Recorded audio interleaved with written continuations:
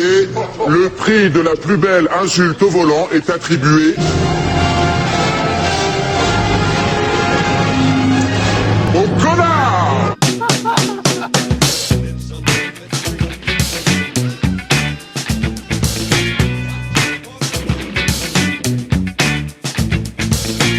Personne n'a du mal à identifier un connard.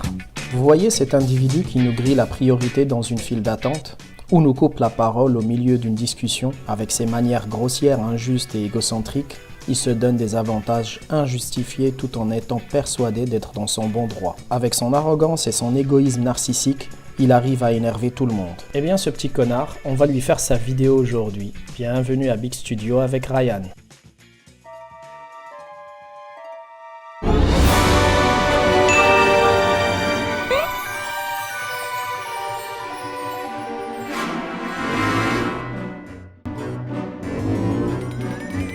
Un connard est une personne qui laisse les gens avec l'impression d'être rabaissés, de ne pas avoir été respectés. Un voleur ou un meurtrier savent que leur acte est quelque chose de mal, mais le connard pense faire juste. Tout ce qu'il fait est de son droit et c'est normal et justifié pour lui. Parce qu'il se croit spécial, du coup il se donne des avantages spéciaux. Cette arrogance intérieure, on peut la sentir de loin. Personnellement, je les détecte de loin sans jumelles, comme vous j'imagine. Ben oui, avec leur comportement antisocial, les connards se font remarquer tout seuls. Mais pour vous aider à les repérer plus facilement, voici quelques critères à retenir sur eux. Premièrement, un connard se croit plus malin que les autres. En passant par un sens interdit pour éviter un embouteillage, ça lui donne la sensation d'être plus intelligent que les autres, voire supérieur. Deuxièmement, un connard peut être un manipulateur. Il peut mentir et promettre ciel et terre pour atteindre ses plaisirs et ses objectifs, sans aucun remords pour ses victimes. Ce qui nous mène au troisième critère, l'insensibilité.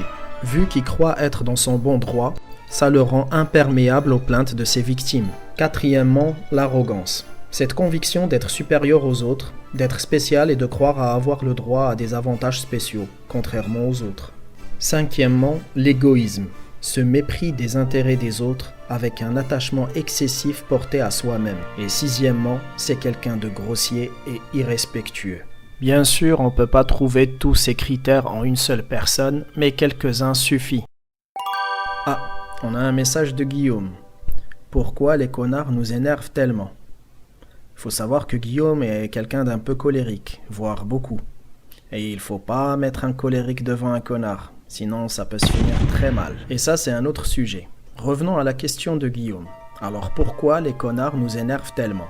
Finalement, ce ne sont pas des pédophiles ou des serial killers. Leur acte est minime devant les grands crimes. La réponse est toute simple. Ce qui fait du connard un être si irritant, c'est que tous ces actes transpirent le sentiment d'être supérieur et spécial. Ce qui met en doute l'idée fondamentale selon laquelle nous méritons tous une égale considération morale. Et c'est très grave de penser comme ça.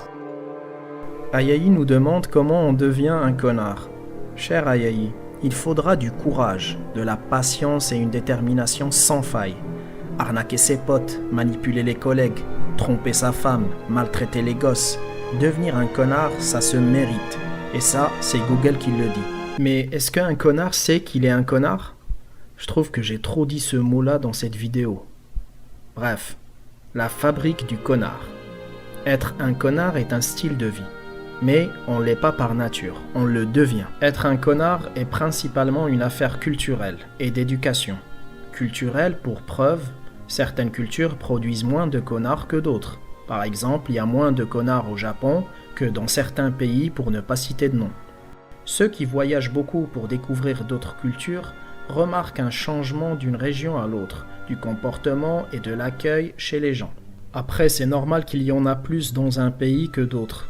Parce que les mauvais comportements se répandent beaucoup plus vite que les bons. Plus vous êtes entouré de connards, plus vous devenez un connard. Un message insultant peut vous transformer en un connard. C'est comme un rhume. Il peut se répandre très vite dans une société. On arrive au plus important. Comment lutter contre un connard ? Une lutte contre un connard est une cause perdue d'avance. Sinon, ça serait pas un connard. Ou c'est un connard occasionnel. Mais là, on parle d'un vrai connard. Celui que le sentiment d'être dans son droit est tel qu'il le protège des plaintes des autres. Pour lui, ils ont tous tort, impossible de remettre son statut en question. Se plaindre au connard mènera forcément notre amour-propre à être piétiné une seconde fois.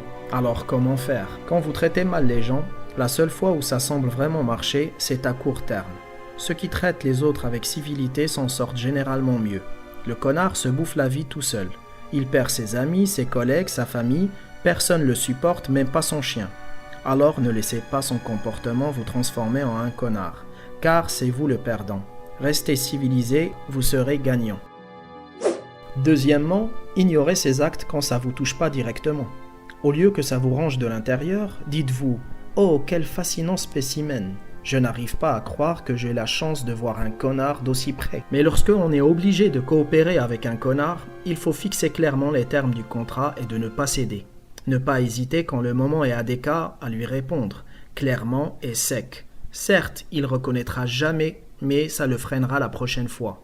Et c'est comme ça qu'un connard se trouve tout seul dans une zone où les rares personnes qui lui adressent la parole, c'est que pour le strict minimum. Le pauvre, il ne voit jamais le sourire de quelqu'un, le pire c'est qu'il ne se rend même pas compte. C'est tout pour moi, c'était ma première vidéo, ne ratez pas la prochaine, au revoir.